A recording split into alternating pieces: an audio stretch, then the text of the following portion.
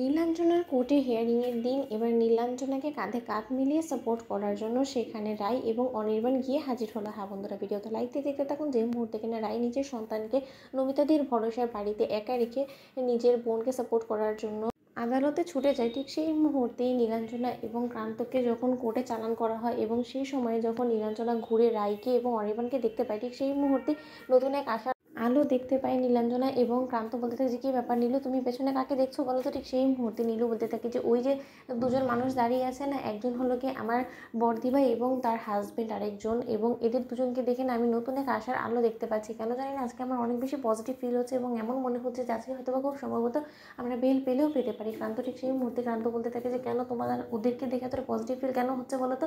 অন্যদিকে নীলু বলতে থাকে যে কতই না এই মানুষগুলোর উপরে আমি অন্যায় অবিচার করেছি, কতই না আমি আমার রায় দিদিভাইয়ের উপরে অত্যাচার করেছি, কিন্তু তা সত্ত্বেও এই মেয়েটা সব কিছু ভুলে সে আমার বিপদে ঝাঁপিয়ে পড়েছে। এই হলো কি আমার রায় দিদিভাই, যে কিনা নিঃস্বার্থভাবে সকলের জন্য করে এসেছে, অথচ বারবার করে আমি শুধু ওকেই দায়ী করে গিয়েছি আমার জীবনেরই অশান্তির জন্য।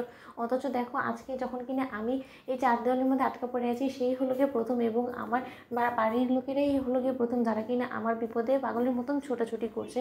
অন্যদিকে প্রান্ত বলতে থাকে যে এই জিনিসটাই যে তুমি এতদিনে রিয়ালাইজ করতে পেরেছো সেটাই তো অনেক। ঠিক সেই মুহূর্তে সেখানে অফিসার খান চলে আসে এবং স্রোতকে দেখা মাত্রই বলতে থাকে যে ও এবার আপনার পঞ্চপাণ্ডব নিয়ে এসেছেন। আপনি কি মনে করেছেন যে আপনার রায় দিদিভাই থেকে শুরু করে আপনার গোটা ফ্যামিলিকে নিয়ে এলে আপনি হয়তো খুব সম্ভবত আপনার মেজদিভাইকে নির্দোষ প্রমাণ করে নিয়ে যাবেন? সেদিন পিয়ালগঞ্জে ঠিক কী কী ঘটেছিল সেই সম্পূর্ণটা আজকে আপনাকে কোর্টে দাঁড়িয়ে বলতে হবে, তার জন্য আমি এত ঠিক সেই মুহূর্তে স্রোত বলতে থাকে যে আমি আমার সম্পূর্ণ প্রস্তুতি নিয়ে এসেছি এবং আমার লেখাপড়া কমপ্লিট করেই এসেছি। এবার আপনি আপনার দিকটা দেখুন যে আপনি কী করে আপনার চাকরি বাঁচাবেন, কারণ আপনি আমার মেজদিভাই এবং ক্রান্তি ভাইয়ের উপরে যে নির্মম নির্যাতন করেছেন তার জন্য কিন্তু আপনাকে শাস্তি অবশ্যই পেতে হবে, এবং সেই শাস্তি আমি আপনাকে দেওয়াবো, সেটা যে কোনো মূল্যেই হোক না কেন। তার জন্য বলা হচ্ছে আপনি প্রিপারেশন নিয়ে নিন যে আপনি জজ সাহেবকে ঠিক কী সাফাই দেবেন, কারণ নিশ্চয়ই সে আপনাকে অনুমতি দেয়নি তাদেরকে রিমান্ডে নেওয়ার। তাহলে আপনি তাদেরকে না জিজ্ঞেস করে আপনি কেন ওদেরকে রিমান্ডে নিয়েছেন, এবং আপনি রীতিমতো আপনার প্রমোশন করার জন্য ওদের উপরে যে অন্যায় বিচারটা করেছেন তার পেনাল্টি স্বরূপ আপনাকে যে কী কী ভরপাই করতে হবে সেটার জন্য আপনি বরঞ্চ প্রস্তুতি অলরেডি নিয়ে নিন, কারণ আমার দীর্ঘ বিশ্বাস আছে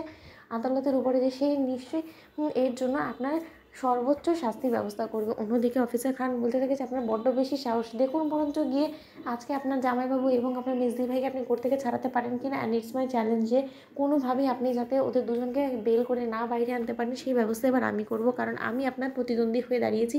যে কোনো মূল্যে এরকম সাংঘাতিক অপরাধীদের যাতে শাস্তি হয় সেই ব্যবস্থা এবার আমি করব। আমিও দেখি যে আপনি এই লড়াই কী করে আমার কাছ থেকে জিতে যান। ঠিক সেই মুহূর্তে স্রোত বলতে থাকে যে আমার মেজদি ভাইকে বাঁচানোর জন্য আমরা দু বোন যখন লড়াইতে নেমে পড়েছি, তাহলে আমাদের দু বোনকে এত সহজে মার দেওয়াটা আপনার জন্য টাফ হয়ে দাঁড়াবে, কারণ আপনার ডিপার্টমেন্টের লোকেরা সাপোর্ট করবে না। লাইক এন্ড শেয়ার সাবস্ক্রাইব করতে ভুলবেন না।